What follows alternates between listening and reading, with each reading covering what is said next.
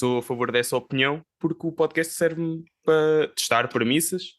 Acima de tudo, tenho uma ou duas piadas que já transportei para texto e tenho mais duas ou três que disse em podcast, mas é que ainda não chegaram a texto, que pronto, começaram lá, que é mais nesse, começo a gravar, tenho o tópico e se calhar em alguma piada ou outra tenho lá alguma cena escrita que sei que vou dizer, mas a maior parte das vezes tenho o tópico e mando-me de freestyle para lá e acabo por me lembrar de algumas coisas interessantes. É fixe porque estou a sentir que me vai dar alguma cena para crowdwork também, para conseguir estar à vontade. Estás a ver a cena do... Eu faço o podcast, em média 20 e poucos minutos, só que faço alguns cortes. Ainda não consigo estar os 20 e tal minutos sempre seguido sem achar, cortava esta parte. Pronto. Não é rebaixar o podcast, é ter sensibilidade. O melhor exemplo, o melhor no sentido que até acho que foi um dos pioneiros neste estilo podcast sozinho, o Bill Burr. Há episódios em que ele se arrasta. Eu não sei se em média o podcast dele tem sempre 1 hora e qualquer coisa. 1 hora e qualquer coisa sozinho, podes conseguir fazer uma vez ou outra, mas sempre, no caso dele até acho que é 2 vezes por semana, mesmo sendo o Bill Burr, há ali qualquer coisa que falha. Sim, por isso é que eu curtia eventualmente migrar para este formato de convidados também. Curtia mais mesmo a cena presencial também. Claro que esta parte dá mais jeito, consegue chegar a mais sítios. Quando tive a ideia inicialmente de fazer um podcast, já antes de tomar a decisão de ser humorista mesmo. Eu já sempre fui meio inclinado para isso, só que nunca levei como uma cena a sério. Isto vai dar, isto pode dar. E comecei a ouvir podcasts em 2018 e sinto que foi mesmo daquelas cenas que mudou a minha vida, os podcasts. Já agora diz o nome do teu podcast para ficar aqui. Já agora é. É o Daqui a Nada é de Noite. Eu escolhi esse nome que era uma expressão que o meu pai dizia. Boa vezes que é da cena de... Imagina, já eram 10 da noite, já era de noite há bué tempo. E ele dizia tipo, olha, vamos embora, não sei o que, daqui a nada é de noite. No sentido de já é tarde há bué. E foi um bocado isso que eu, como já queria há bué tempo lançar o podcast, pensei, daqui a nada já é de noite, mano. Despacha-te com isso, anda lá. Foi um bocado por aí. Em 2018, mais coisa menos coisa, começaste a ouvir podcasts. O que é que ouvias na altura? Eu até costumo dizer, em jeito de brincadeira, com os meus amigos, que eu devia ser o gajo que ouvia mais podcasts em Portugal, na altura, porque eu trabalhava numas bombas de gasolina. Sim, em 2018 não havia muita gente a ouvir podcasts. Sim. E não havia muitos a fazer também. Então acho que tudo o que era podcast de humor, eu ouvia muito Extraordinário, que era um que o Ludovice tinha com outro, com um primo, que é familiar do Vasco da Gama, até mesmo. Acho esse engraçado. Ouvia esse, Cacofonia, ouvia esse. Okay. Ainda hoje, aos dias de hoje, ainda vou ouvindo alguns episódios. Ouvia Salvador, claro, o Pedro, do Teixeira da Mota. Depois, eu ouvi alguns da rádio comercial e sim de entrevistas, com o Rui Maria Pego. Não me estou a lembrar de mais, que já foi há algum tempo, mas ouvi mesmo imensos. Porque lá está, tinha muito tempo. Trabalhava numas bombas de gasolina. E estava lá das 8 até às 2h30 seguidas e era tipo, ouvia todos os podcasts que havia para dar. Na altura também não havia assim uma quantidade. Sim. Eu tinha de fazer digging. Eu, a dada altura, andava no Apple Podcast e pensava, ok, deixa-me ver tops, que é isto? E se calhar eu estava a ouvir cenas que tinham tipo 50 pessoas, 10 pessoas a ouvir na altura. É inegável, há muito mais podcasts atualmente do que havia há meia dúzia de anos. No entanto, a maioria vai-se devolvidos 5 ou 6 episódios. A maioria fica logo pelo caminho. Focando neste registro, chamando isto de conversa, às vezes mais para o lado da entrevista, mas conversas entre humoristas. A quantidade, que nem é um género muito habitado, mas a quantidade de podcasts deste género que apareceram e desapareceram, atualmente há este, Humor à Primeira Vista... Eu acho que o humor à primeira vista também já não continua. Fazem sempre a pausa no... Estou a dizer porque eu sinto que já não vejo nada deles já há imenso tempo. Por isso é que eu pensava até que ele tinha parado. Deve começar agora. Tens o P. Teixeira da Mota, que o Atos não é só humoristas, mas pronto. Mas vai... Eu não estou a lembrar assim... Agora estou a ter uma branca. Já tinha de ver de Spotify. Havia, posso dizer alguns que ouvia e ouço se voltarem. O Eduardices, o Eduardo Marques. Claro. O Eduardo. Chegou a haver um que o José Bernardo tinha, também com outro rapaz de Coimbra, que eram conversas comédicas, se não me engano. Sim. Exato. Havia aí uns quantos. O XLR. Sim, né? sim, com o Anónimo, com o Neves. Havia um também da TSF, que era Open Mic. Sim, uma temporadazinha. Sim. E havia aquele que era que tinha o Alvin também, que era o... Sim, com o Humor Não Se Brinca. Exatamente. É como este não tem ambição de ser eterno. Já fazes isto há algum tempo. Já Este tem 5 ou mais. eu acho que começou em 2020. Eu acho que para o próximo mês faz 4 anos. Está quase a aproximar-se. No início era um bocadinho mais irregular, mas está quase nos 200 episódios. O teu podcast é um exemplo de um... Pá, curti bué descobrir, porque na altura acabas por convidar aqui muitas pessoas que estão ao nível do open mic, um bocadinho mais acima. Acho que faltava esse espaço, que eu ficava tipo, deixa eu ver, eu já estive com este gajo numa noite, deixa eu ouvi-lo num podcast, deixa eu ver o que é que ele tem a dizer. Acabar por... desculpa interromper, é a cena do... estar mais familiarizado ou ter mais contacto com pessoas com uma cabeça similar à tua, com interesses similares. Às vezes, se calhar, peco por ser demasiado cedo. A pessoa às vezes está mais encavacada e depois, se calhar, se esperasse mais um pouco. Não sei se é inspiração, mas eu recordo dessa altura, na primeira vaga do Maluco Beleza, agora provavelmente aquilo já acabou. Uma das coisas que eu mais gostava era aquela parte de dar-me pica e chamar pessoas que não são tão conhecidas. E até começou com esta ideia. Depois, aos poucos, foi-se formatando neste género que antes era mais próprio da televisão e agora está mais espalhado. Todos os grandes podcasts convidam pessoas relevantes para o tema do podcast ou celebridades. E entra-se aqui neste circuito em que é um podcast que é ouvido por 300 pessoas. O circuito está fechado. Ninguém entra aqui. Há pessoas que vão passando por podcasts todos e depois dão a volta.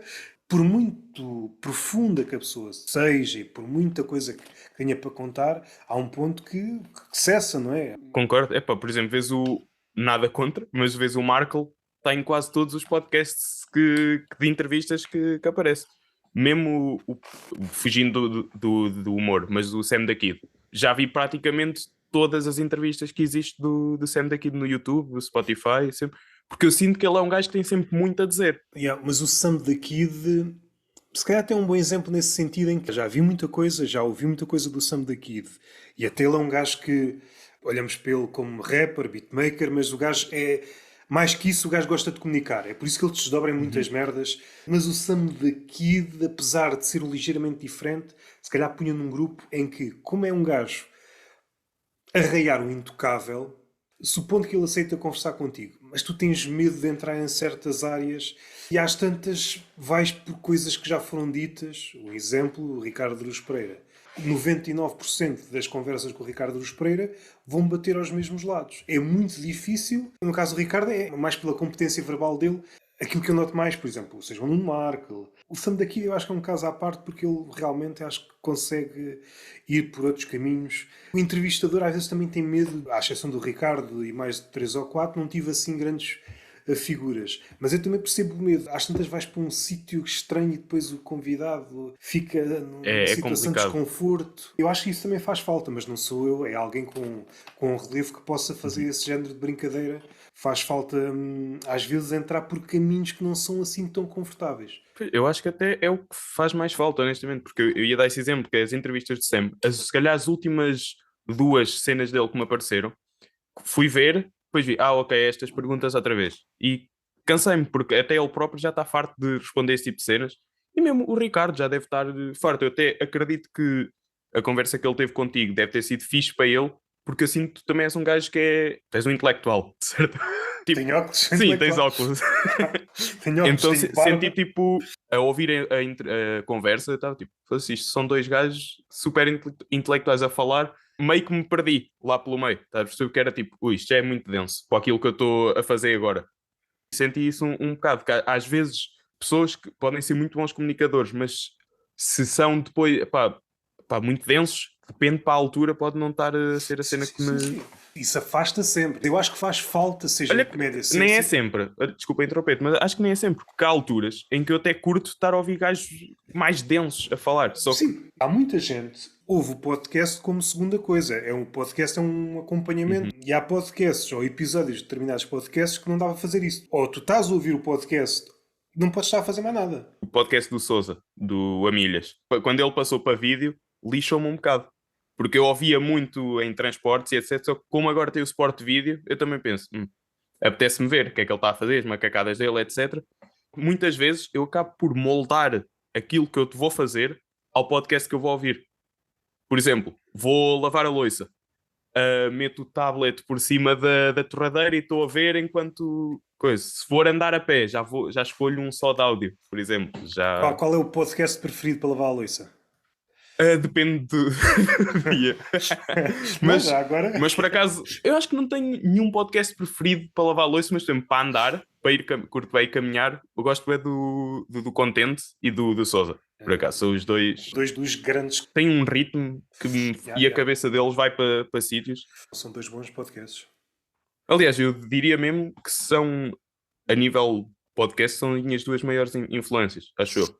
Que eu até já caí às vezes na cena de estou a gravar, digo uma expressão ou do Sousa ou uma cena assim e eu censuro-me logo, fico tipo, ia caralho, já estou a ficar, foi demasiado igual a este gajo.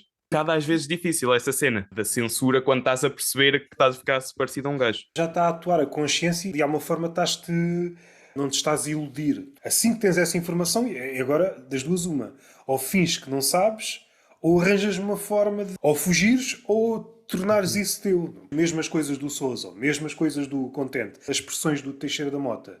A maioria delas não são deles. Eles foram apanhando, foram juntando num discurso. Das primeiras vezes que ouvi o Pedro Teixeira da Mota, algumas comparações que ele faz descabidas, eu recordo-me de ouvir aquilo no Alentejo. Isto nem faz sentido. Agora nem consigo dar nenhuma porque tudo o que eu vá dizer faz mais ou menos sentido. Gordo como um ouriço. Já estou a perceber esse tipo de referências, certo? Esse tipo de coisas. Sim, mas um ouriço não é assim tão gordo, ok? É redondo, mas mais pelo impacto da comparação. Faz sentido se tu não te tiveres muito nela. Se começares a olhar com uma lupa, mas isto não faz sentido. Muitas dessas primeiras expressões do Pedro Teixeira da Mota eram mais ou menos deste género. Ok, são giras, cria aqui uma imagética fixe, mas se tu puseres a lupa em cima da expressão, isto não faz bem sentido. Eu acho que é mais o flow com que ele diz as cenas. Tanto ele, o Carlos, etc. Pá, eu vejo isso muito na malta da minha geração, não só do humor, mas da malta mesmo, pronto, que anda aí, os civis, que tem muita essa influência. O humor não é um fenómeno inseparável das outras cenas. Isso aí eu consigo encontrar afinidades com o hip-hop. O hip-hop também... Não é que o hip-hop da mensagem tenha desaparecido, ou dissemos o Sam da Kid, que é muito carregado de letra, mas depois há um que, se tu fores analisar o que o rapper diz, não diz assim grande coisa, mas aquilo soa bem. Está mais para o campo da estética do que para o campo da mensagem. O exemplo extremo da mensagem da palavra, um George Carlin, e atualmente há comediantes, eu agora não consigo dar um exemplo, não me recordo nenhum para... Não é porque esteja a fugir, mas agora não me recordo nenhum. Texto mesmo cerebral. Um outro sentido, não se enquadra. Eu estava a pensar, não no último especial que saiu há pouco tempo, do Adam Sandler, mas o outro, que para mim foi melhor. Tem alguma coisa deste género? Não era isto que eu queria ilustrar. Não vi. Não vi até... Eu agora, recentemente, tenho ganhado mais apreço pelo Adam Sandler. Nunca fui daqueles gajos que os filmes dele eram todos uma porcaria e que ele não tinha piada, etc.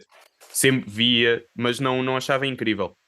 Mas agora tenho ganho apreço por ele como pessoa. Como, tipo, a cabeça dele, acima de tudo. Acompanhou-me, é daqueles filmes que Sim, claro, acompanho. crescimento, ainda que ele não saiba. Eu de vez em quando mando-lhe um e-mail: olha, eu cresci contigo, não quer saber. E eu, mais uma desilusão, juntar ao Pai Natal, ninguém me responde. E é isto que eu digo depois ao psicólogo: eu estou a mandar mensagens para os meus ídolos e ninguém me responde.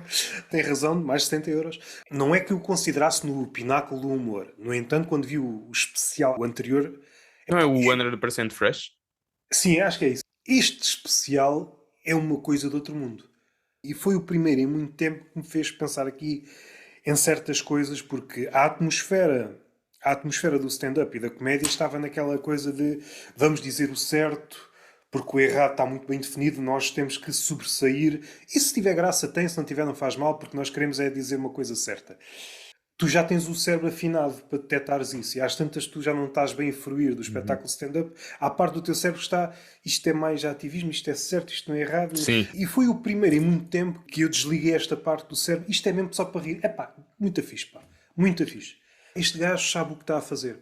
Há aquela imagem, se bem que já não é esta imagem, porque ele já fez outros filmes sem ser comédia e de repente percebes, este gajo é um ator do caralho.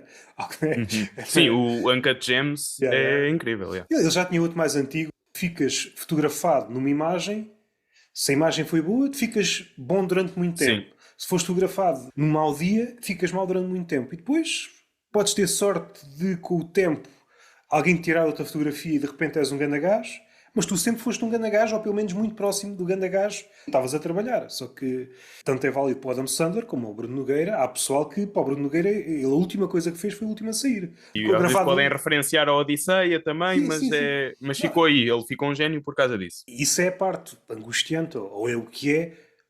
Mesmo os grandes vão deixando público pelo caminho. Há pessoal que fica. Uhum. Mesmo gostando, e isto é o lado. Mesmo gostando.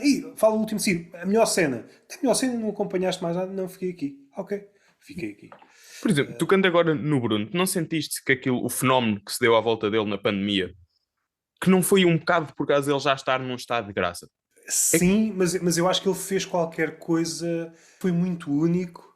No entanto, eu acho que marca aqui uma coisa daqueles humoristas que não gostam nada de crítica. Afeta o meio do humor. Quando vais para a crítica, e o pessoal confunde crítica com resinguice. É como se todos os Uhum. críticos, todos os tempos fossem resingões. E depois há outra coisa. Há críticos tão bons ou melhor que os artistas. Seja na literatura, outros degraus que levaria tempo. Mas eu acho que marca um ponto na obra do Bruno. Até aí ele nunca se repetiu. E a partir daí começou a repetir-se. Interessante, não tinha pensado nisso. Fez mais doses de lives que disse que não ia fazer, fez mais pimba, não sei o quê, que continuou. E ainda fez o solo, não, ou isso foi antes? Não sei, isso já não sei, mas muitas das coisas, uma das coisas que nós dizíamos do Bruno, ele nunca se repete, está sempre a tentar ideias novas. E eu, durante a pandemia, fiz uma coisa que fui ver todas as coisas do Bruno. E isso, se calhar, não é tão verdade assim. Ele repete piadas de sítio para sítio. Hum. Ideias de sítio para sítio, vai reformulando. Há lá partes da Odisseia que ele, se for preciso, fez num programa muito atrás, que era um programa de sketches, com o Marco Horácio e Uhum. manobras de diversão. Contemporâneos. Não, antes disso, manobras de diversão, se a memória não falha. Não sei, esse já não estou a par. Foi primeiro no teatro e depois tiveram uma temporada na televisão. Salvo erro, era o Bruno Nogueira, o Marco Horácio e o Manuel Marques. Acho que eram os três. Das primeiras coisas. E se tu vires tudo de seguida, percebes. Mas isto acontece em todos os artistas. E aí é que, se calhar, não é tão diferente dos outros. Porque se calhar até ele viu uma. Mas tu sentiste que era muito igual? Ou era tipo, por exemplo, uma versão melhorada? O que eu acho é que havia aqui um erro de leitura em relação ao Bruno. Porque Estou a perceber. muito inovador de projeto para projeto. Sim, mas faltava aqui o mas. Porque ainda não se fez uma análise crítica. Todo o trabalho do Bruno, há uns anos era mais difícil. Ele tem várias obsessões. Tem várias opções à volta do sexo. Há muitas piadas. Não é crítica em relação a ele. Por ele ser tão bom ou por ele ter tanta gente a gostar dele, ele pode dar só o luxo de, nas lives, fazer piadas sobre punheta ou mesmo foi de cona. E eu conheço pessoas que na live diziam foi de cona a brincar, mas fora da live não gostam de utilizar estas expressões. Ele tem este poder. Deu prestígio à cona naquelas interações. E isto não é qualquer um. Um gajo que não seja o Bruno, se disseres cona ou caralho, e se alguém não gostar, ele vai dizer que não gosta. Mas o Bruno pode dizer cona ou caralho independentemente do público. E isto também já quer dizer qualquer coisa. No podcast dele, porque é dos poucos podcasts assim, grandes que eu não acompanho mesmo regularmente, porque eu sinto que ele adora o Bruno, etc. Pronto, é dos melhores. Só que eu sinto que ele se repete-se um bocado e fica meio chato.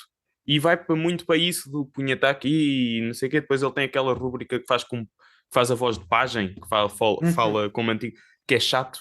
Para mim é uma cena que Eu até não me gosto, mas acrescenta muito. só quando ele morrer. Agora vamos. É que sim. Vamos ver, comecei a ver algumas coisas. Comecei a ver, revi a Odisseia, revi o Última a Sair, revi o Som de Cristal. E eu começo a ver muitas coisas que passam de uma coisa para a outra, às vezes as mesmas, outras vezes com variações.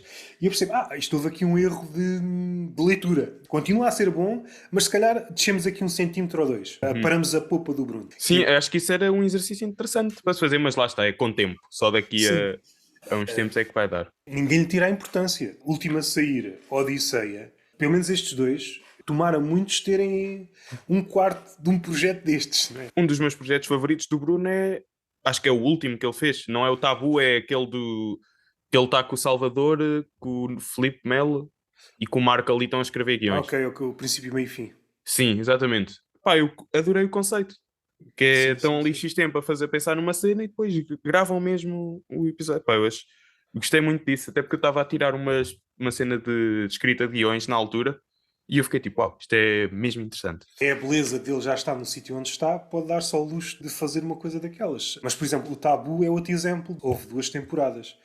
As lives marcaram aqui uma transição entre o Bruno que não se repete e o Bruno que se começa a repetir Pois marcadamente. é. Pois é, pois é. Ele começou a ir buscar coisas que já tinha feito, seja Anéis para no cu, repetiu-se outra vez, marca mesmo o antes e o depois, faz tudo diferente, ou alegadamente tudo diferente, com pequenos transportes de um projeto para o outro, e depois aqui, ok, vou brincar com a prata da casa. Ele podia já não fazer mais nada e continuar a ser grande, dos melhores, por isso. Podia estar parado agora até ao fim da vida. Ele podia estar agora a fazer remakes de tudo o que já fez. Yeah. Até podia fazer aquilo que ele não gosta nada, porque não é bem dele, aquele tipo reality show que era o pior condutor. O lado... Ah não, ia dizer que era o lado B. O lado B Mas- também. Mas houve uma cena, foi logo das primeiras coisas que ele fez, que era uma espécie de reality show, que era para encontrar o pior condutor.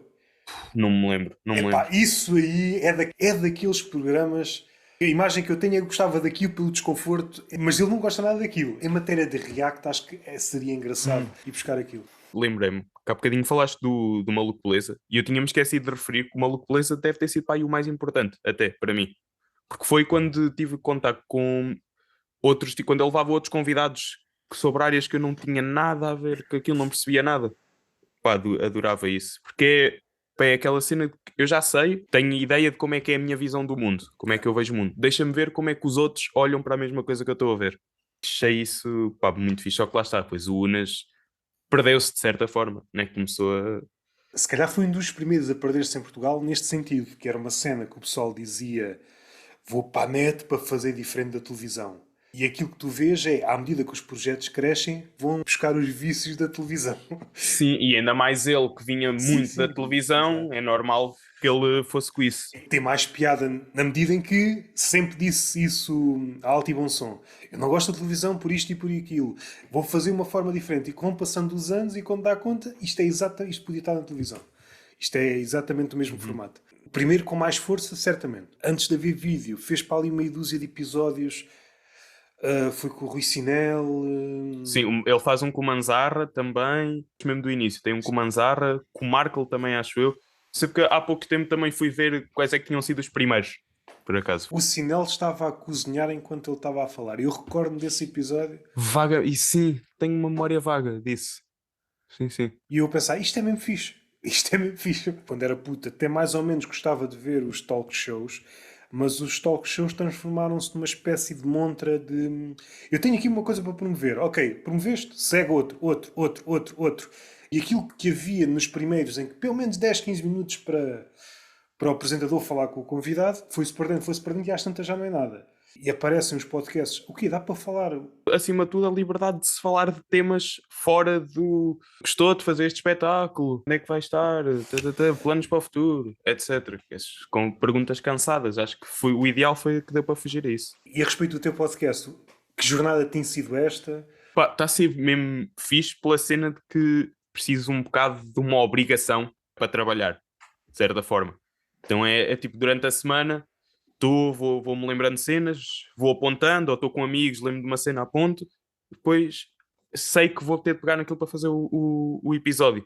Eu sou um bocado muito procrastinador nesse sentido, que é tipo, de certa forma foi por causa disso que eu nunca avancei com o podcast, depois de tantos anos a dizer que... Eu cheguei até a gravar uma ou duas demos iniciais e depois acabei por nunca chegar à frente porque, lá está, eu queria lançar e ser logo o melhor podcast.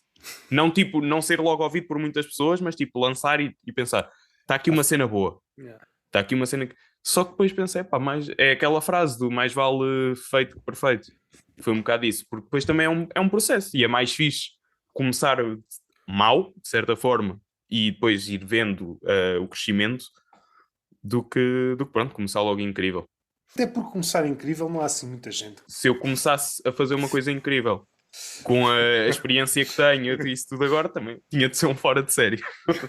E isso aí normalmente é um impedimento. Mas não há muita gente, a não ser que seja um golpe de sorte, a não ser que seja um gajo muito especial, é uma coisa muito rara. Tem que ser uma conjugação de astros. E quem gosta da astrologia deve gostar muito desta expressão. Será que eles dizem isto? Também não conheço assim muita gente. Uma conjugação de astros. Não, acho que isso é uma palavra muito complicada para eles. Parte da conjugação. Agora o que está muito na moda é o universo, mesmo em humoristas, gozam com a astrologia, mas depois dizem, eu acredito no universo. Isso é exatamente a mesma Mas coisa. olha que eu sou quase esse gajo. Não, tipo, quando eu digo acredito no universo, não é tipo, acredito que isto vai mesmo acontecer. É como a mesma coisa como acreditar no... É tipo, é uma Mas justificação para não ser um Deus. A vida, está aí. é só para não pôr o Senhor Deus na Sim, equação. acho que é Mas, isso. mas bem vistas as coisas, acreditar no universo é ser uma espécie de amante da astrologia genérico. Daquilo que me é dado ver, é confinada mais ao nosso sistema solar, a coisas próximas. Não é o universo todo. Sim. Ou seja, tu acreditas em tudo, mas no particular não. Aquilo está perto de ti, não acreditas. Tudo sim, aqui perto, não. Isso é muito engraçado, esse ângulo. Sim, mas eu depois, isso quando é para... Eu gosto muito com astros e astrologia, etc. Vai sempre para a cena do humor. Conheço pessoas que acreditam. Muito, até. Eu sei que depois me vão cascar também. Mas é mais porque eu tipo, tá bem, acreditas nisso? Whatever. Vamos lá dar um salto de fé, a suspensão da descrença e fazer de conta que a astrologia realmente. Ou antes da astrologia, pensar o que é que. Por exemplo, a Lua influencia as marés. Sim, Marés, água. Nós somos 70% de água. Pelo menos somos 70% influenciados pela Lua. sim, sim. Pelo menos. Eu curti esse argumento. Quando me É? deram esse argumento, eu pensei, isto é giro. Agora, os 30%, se a Lua influencia, a Lua enquanto satélite, se a Lua influencia, o Sol, que é uma estrela, que é um bicho muito maior, também tem de não influenciar de qualquer maneira. Não sei como, é ascendente, é macaco chinês. Isso aí vai sempre, pelo menos para mim, é.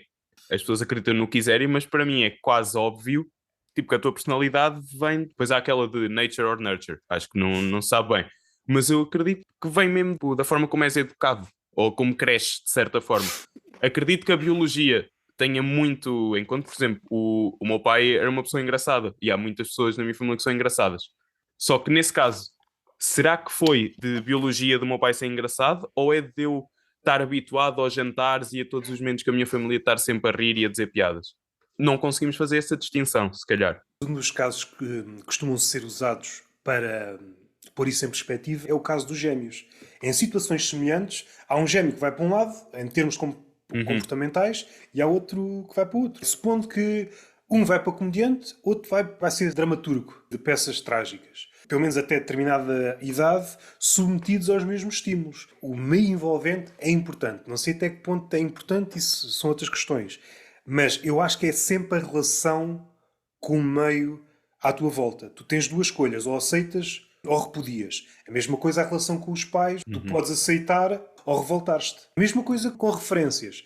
Tu podes gostar de um comediante e até vê-lo como referência. Tens duas escolhas, ou tentas copiar de alguma forma, ou fazes de conta que ele não existe.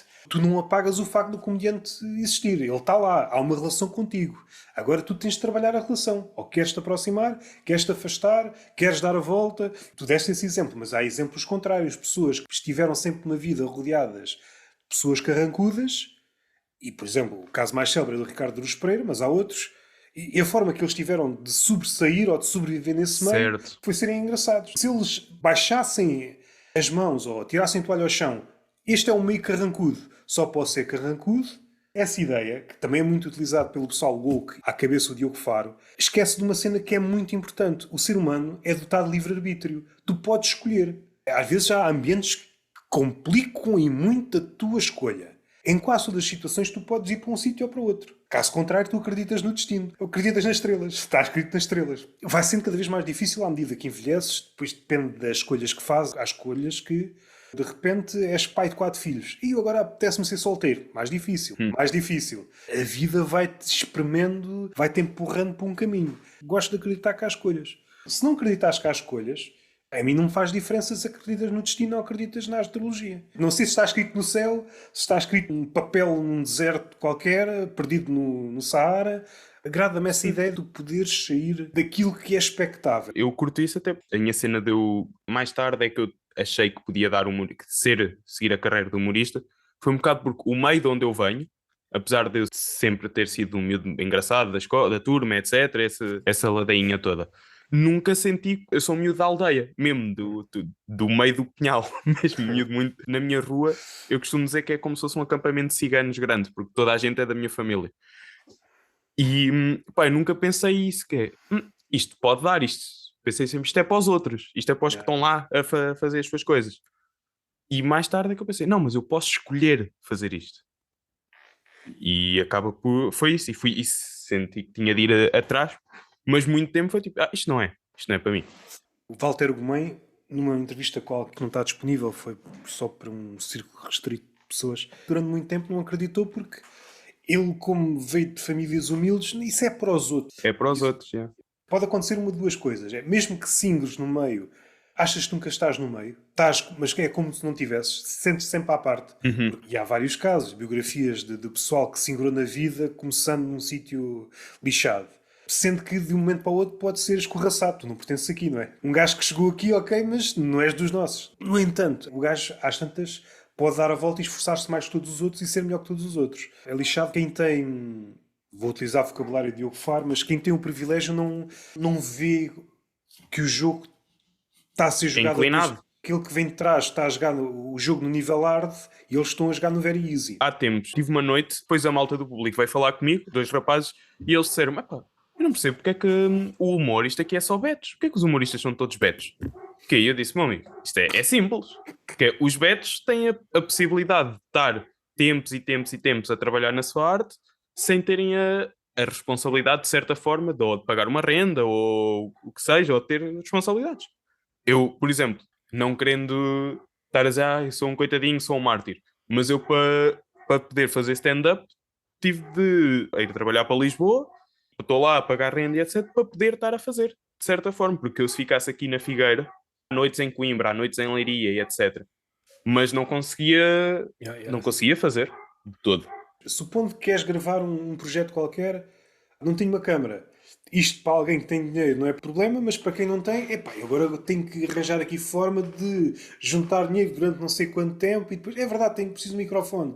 E é verdade, preciso não sei do quê. E entretanto passo um ano, né, só a tentar arranjar dinheiro para uma cena. Um bocado da razão pela qual eu demorei muito o podcast, para além de ser procrastinador, foi ligado a isso de querer ser perfeito, que eu quero fazer isto em vídeo, com convidados, etc. Mas para fazer com convidados, se calhar dava-me jeito de estar em Lisboa, para poder chegar aos convidados mais facilmente. Se calhar dava-me jeito de ter uma câmara boa, isso já é X, X, X, X, quando vejo que é preciso X mais Y, e eu tenho nada, depois... E é isso que eu dizia nos testes de matemática. Não digo nada, professora. Eu sou uma vítima. Isto não conta para a cotação. Eu vou já telefonar para o Diogo Faro para me ajudar. Diogo Faro, não reconhece o seu privilégio. Por causa, o Faro, pá, é uma. Eu curtia. Eu, quando tive contacto com o Diogo Faro a primeira vez, com a personagem Diogo Faro, foi através do podcast que ele tinha com o Durão, que era o Traz Cerveja. E eu nessa altura estava tipo, eu curto este gajo. Agora, à distância, não sei dizer, mas recordo-me de ver algumas piadas, alguns textos do início e gostar. Não... Eu, piadas, não estou a par, mas era tipo, lá está, ouvia o gajo a conversar, ele dizia umas brincadeiras. Este gajo é fixe, está-se bem, curto o gajo. Vai passando o tempo e ele vai continuando a ser cada vez mais hipócrita, de certa forma. Pá, tira as pessoas do sério. Mas há que lhe dar mérito, ele é um hipócrita assíduo. É que tipo, se ele tivesse sido hipócrita uma vez e as pessoas nem reparassem, é tipo, oi, passou. Mas ele está constantemente a ser. E eu não percebo como é que a maior parte das... Eu acho que já nem é a maior parte. Acho que uma certa parte das pessoas já perceberam. Não, este gajo é trafulha. Gostando ou não, ele faz parte da história do humor, pelo menos. Sim, sim. Mas ele também traz uma cena que é... Não sei se foi o primeiro caso, mas sempre que penso nisso lembro-me dele. O fosso entre o mundo dito virtual das redes sociais e o mundo real. Aquilo que, a nossa percepção até em termos de grandeza. Este é um comediante no sentido em que enche sítios. Foi a primeira vez que eu percebi, isto é um abismo do caraças. Eu recordo antes de ter ouvido coisas, sei lá, influencers com 1 milhão de seguidores no Instagram punham uma t-shirt à venda e aquilo não vendia nada. Este flop em termos de expectativa e realidade. O Diogo Faro foi o primeiro caso que eu me dei conta em Portugal. Muitos seguidores, buzz à volta dele, muitos haters, mas muita gente a defendê-lo. Quando chega a hora de vender um espetáculo, ninguém quer saber. Ninguém quer saber. O público também é tramado. Seja o público que quer lixar, seja o público que está a afagar, tu às tantas também não podes ligar nem um nem o outro. É que rapidamente passam de um sítio para o outro. Este é o lado... Exatamente. É porque é a cena dos extremos é que se tocam em certo ponto. Quem começou a dar-se conta muito disto foi o Guilherme Duarte. Agora não sei se é tanto, mas durante muito tempo, uma proximidade muito com os comentários, e começou a ver recorrências, este ou esta gostavam de mim, de repente já estão do lado da barricada, depois voltam, depois... O público é muito flutuante. Pronto, já é muito batida esta questão, mas é a cena de que está tudo cada vez mais polarizado. Tipo, não existem zonas cinzentas para tu teres uma opinião. Tu tens de ser A ou B. Supondo que tens uma ideiazinha para a internet, uma cena tipo TJI de comentar coisas ocais. Quis dizer isto de forma mais ou menos elogiosa e assim um tiro pela culatra. Olha, não queria denegrir muito, mas depois saiu assim. É, o TJI, o TG, há umas semanas apareceu outra vez nas recomendações e eu fui ver. Ele tem algumas coisas que, se tu parasses para pensar um bocado, entradas no vídeo como eu não sei o que está a passar, mas... Então, mas tu vais comentar uma coisa que não sabes o que está a passar, vais comentar porque está toda a gente a falar, mas não sabes nada. Tu não sabes nada. E esta coisa mecânica de estar a dizer coisas sobre as quais não sabes nada, mas tens de falar na mesma porque é trend, não haver uma espécie de luzinha crítica dentro da cabeça, fazê-lo de forma tão maquinal, é a beleza dos nossos tempos. Por um lado, causa urticária, mas por outro gosto. Sei lá, a mudança de opiniões, aquilo calhou-te nos trends, sabes que está toda a gente a falar, vamos falar. Se eu vi alguma coisa, como ele às vezes entra, eu ainda não vi nada sobre isto, mas então se não viste nada sobre isto... Ainda há pouco tempo, quando foi aquela questão da atleta Argelina, nos Jogos Olímpicos. Sim. Eu, por acaso, dei o meu parecer sobre isso, que eu achei que, pronto, que a senhora era mesmo uma senhora, e há um colega meu que me mandou um post da Rita Matias a dizer, olha, mas olha aqui isto e o post dela era um print de uma tabela que foi feita aleatoriamente por alguém no Excel, ligada a uma página que não ia ter a nenhum lado e depois tu vais procurar e aquilo não é nada, a tirar dados do cu. E eu estou tipo, mas porquê é que vocês estão a acreditar nisto? Que é, tudo bem, vai fazer a tua pesquisa. Tudo o que eu quando pesquisar alguma coisa sobre alguma coisa na internet, eu não tenho a certeza do que estou a ler é real. Mas ao mesmo tempo, há um senso comum, ou vais pesquisar mais para tentar ter alguma, ou então não dizes nada com a certeza. Porque o problema é esse, é que as pessoas têm muita certeza de tudo. Um bocadinho atrás, quando tu referiste as zonas cinzentas, não há um comentador de zonas cinzentas. Não há. Pois não, certo? Eu vou expor aqui 4 ou 5 pontos de vista, não vou chegar a nenhuma conclusão e agora aguenta-se durante as quais eu não vou chegar a lado nenhum. Pá, isso é desinteressante, pá. Eu quero saber se aquilo é determinada coisa e se é para soltar ódio sobre aquela pessoa. Toda a gente está à espera de uma espécie de slogan que direciona a raiva. Agora um gajo que anda a passear nas zonas cinzentas não é interessante. Sou muito esse gajo, eu não tenho uma opinião absoluta, acho que quase sobre nada. Depois há aquela, pronto, que violação é mau, pedofilia é mau, essas coisas, mas sim, acho que não é preciso. Até ver parece que é mau, não é? Até ver. Mas depois há outras cenas, eu estou sempre do lado de cima do muro. Pelo menos neste universo. De onde nós estamos, sim, à partida é mau. Se acreditarmos na teoria dos universos paralelos, há pelo menos um universo em que a violação é recomendável. É bacana. Calhou-nos este. Até é mal visto. Calhou-nos este. Se eu estou a dizer que é bom ou mal, não estou. Eu só estou a constatar. Eu não estou a fazer juízos. Calhou-nos este. Temos de lidar com isto. Só tu apontares a possibilidade hipotética de haver um universo onde violar é na boa, Jesus. Já é horrível. A comédia aqui é que está a sofrer por causa disto. Mesmo os grandes se lançassem para beats deste género, porque a razão é que não sei quê, mata a comédia. Tu estás-te a justificar. Se tu não confias no público a este ponto, isto é comédia. Isto é comédia. Isto não é como certas pessoas dizem, piada sobre violação incita à violação. Eu não me rio numa piada de violação e depois, é verdade, vou violar. Yeah. Olha, deixa eu ver as horas. Já devia ter violado. Ou se não, um aspirante a violador, eu estou à espera de uma piada de violação. Se eu me rir, vou. Se não me rir, isto nunca aconteceu. Acho eu que nunca aconteceu. Acho que não podemos ser absolutistas. Sim, há um que diz, era mesmo isso. Eu estava ali, aquela gota que faz transbordar o copo. A gota era a piada. Se tu acreditas nisso, então não podes fazer nada. Se tu acreditas que as palavras têm um poder a ponto de transformar uma pessoa ou um não violador em violador, então, epá, não pode dizer nada, não é? Claro.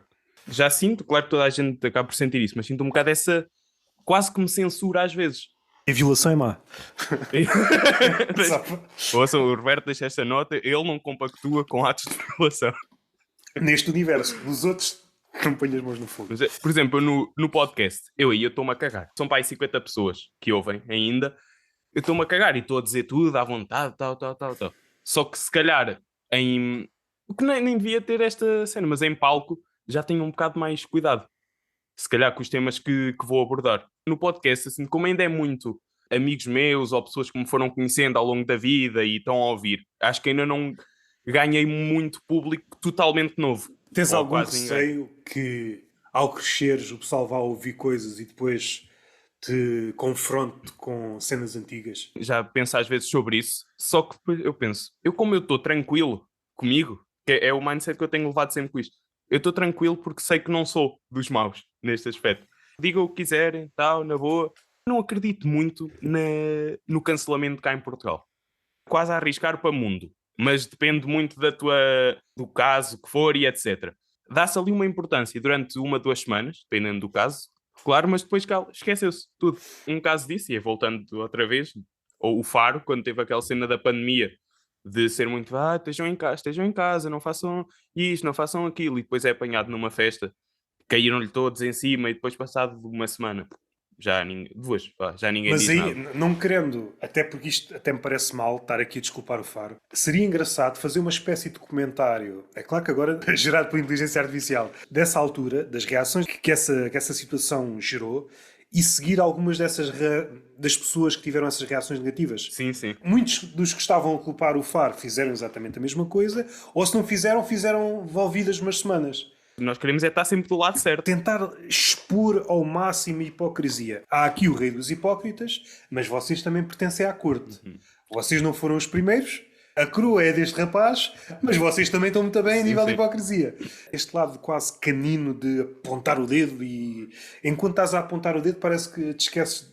Também tens cenas para mudar também em ti. Isto é muito mais fácil. Apontares o dedo, estás a pensar numa zona cinzenta onde ou convergem muitos pontos de vista ou então é inexplorada.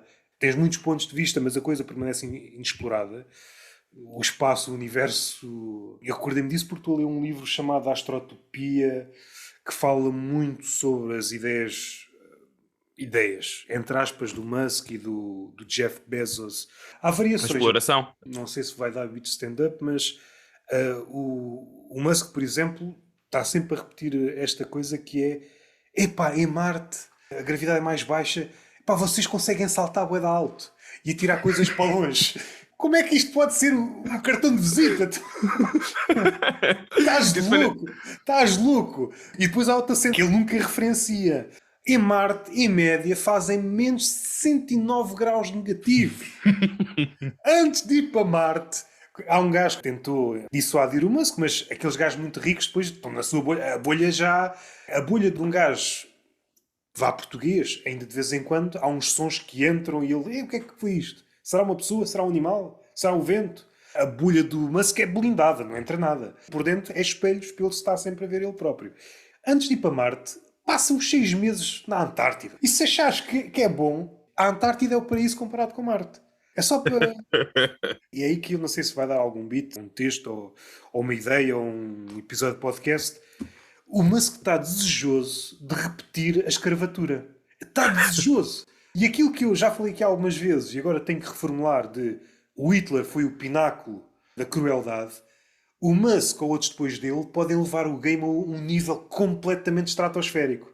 É que uma coisa é fazer um holocausto num planeta, outra é em 20 ao mesmo tempo. E o que eu ia dizer é que, se quisermos ser woke, o Bezos, de certa forma, já faz um certo tipo de escravatura moderna. Sim, exatamente. E o Musk está só a tirar notas. A diferença entre a ideia do Musk e do Bezos é que o Musk vê com bons olhos o pessoal ir todo para Marte, a Terra está acabada, água há, em Marte, atmosfera não. E se mandássemos, eu não me recordo o número, mas é uma quantidade absurda de bombas atómicas e foder aquilo tudo para criar uma atmosfera. Mas isso é uma opção? Isso estás a dizer? É. Para ele é. Para ele é. Não sabia disso. Altamente improvável. Isso é preciso um número astronómico de bombas. Meu amigo, eu sou o Musk. Foda-se, não arranjo 1000 bombas bem. atómicas ou 11.000. Foda-se. É que depois há uma cena, e aí é que. Sr. Musk, as bombas atómicas produzem radiação. É tudo Chernobyl. Não, é que menos 69 graus, radiação, parece o Algarve. Parece o Algarve. Não consegues construir o raciocínio. O gajo da Amazon, que agora já não está na Amazon, a diferença é, ele acha que a Terra é o melhor sítio. E então a ideia é levar as pessoas para o outro lado para ele ficar com a Terra em uma inversão. Epá, não estou a par disso. Isso Yeah. é a cena que tu estás a dizer, eles estão blindados. Que não há ninguém que chegue ao pé deles e diga, companheiro, isso não é assim, meu. Isto vai ser uma questão de anos, não sei se será ele, será uma descendência dele ou outro depois dele. Quando começarem a levar a pessoa para Marte ou para uma lua qualquer, depois de lá estar, isto não há leis aqui, não é? Certo. Isto não há direitos humanos aqui. Direitos humanos é na Terra. É lá, aqui não. Vamos começar. Depois está um ativista. A oportunidade de começarmos de novo, sem as mãos manchadas de sangue. E o Musk, não é bem assim. Não é bem assim. Tem calma contigo. Eu quero as minhas mãos banhadas. Eu hoje vou tomar um banho de imersão no sangue dos meus trabalhadores. Yeah. Tu achas que isso é mesmo uma possibilidade real de levarem as pessoas? Qual é o nível de loucura? É se realmente começa a mandar bombas. Não sei se o pessoal sabe. Marte não tem nada. Às vezes o pessoal vai para o Alentejo ou ia. Epá, isto não é nada, não tem nada. Não tem nada. Marte ainda é menos que isto. E eu posso falar porque eu sou alentejano, já vivo no Algarve. Muito menos que o Alentejo. Muito menos. E a gastronomia é só... Quando comecei a pensar nos povos primitivos que... Partindo do princípio que começámos em África. Estás aqui bem. O início de civilização. Agora vamos para o outro lado. Mas para onde? Para um sítio onde não há nada. Então vamos. Vamos por aí. Vamos para um sítio... Não estamos aqui bué da bem. Mais alimentos, menos alimentos. Temos aqui uma sociedade. Vamos para um sítio onde o quê? Não há nada. Ok. E esta ideia de ir para um sítio onde não há nada... Na Terra tiveram sorte, porque o nada até... Há uma coisa, em Marte não há nada. Não há um tasco, não há... Não há nada, não há nada. Chegas lá, muito bem, estou num planeta que nunca visitei, mas não há nada. Quando chegar a essa altura de ir para lá, aquilo já deve estar tudo cheio de... Já deve estar cravado de edifícios, digo eu. Não sei que dimensões é que aquilo vai tomar. Até acho que já alguém explorou, não sei se foi o Bill Burr ou o Jeselnik. Grandes obras de arquitetura só foram possíveis através da escravatura. Se houvesse direitos humanos, por exemplo, nas pirâmides, não havia, não é? Ficava no primeiro piso, o resto do chão da pirâmide. Epá, mas isso não fica bem nos postais. Esse inglês, os monumentos em Marte vão ser uma merda. E é por isso que o Musk tem esta cena, que é a viagem, não sei se demora 6 meses. E ele promete uma festa durante 6 meses. Das coisas que eu tenho visto, eu não sei se a gastronomia do espaço tem mudado, mas os documentários que eu vi dos astronautas, eles comem comprimidos e merdas. nunca vai acontecer. Em órbita, olha-me este bitoque em forma de comprimido que eu comi. E este cheesecake para pôs no cu, forma supositório. Ele nem contabiliza uma festa perpétua enquanto dura a viagem. Mas ele não contabiliza, para haver a festa, para haver os restaurantes, para haver não sei o quê, pessoas precisam de trabalhar nisto. Assim que o pessoal sair da órbita da Terra, aparece o Musk no ecrã, os direitos humanos ficaram para trás. Ficaram para trás. Queremos voltar. Não podem, não podem. Voltar era um direito humano. Não podem. Pensem positivo. Não é isso que vocês gostam de ler no Instagram? Pensem positivo. As guerras modernas. Os generais nunca estão num campo de batalha. Estão sempre num sítio não sei onde. É por isso que ele vai... ok, tem pessoas... Ideia de mandar várias bombas atómicas. Só para ver.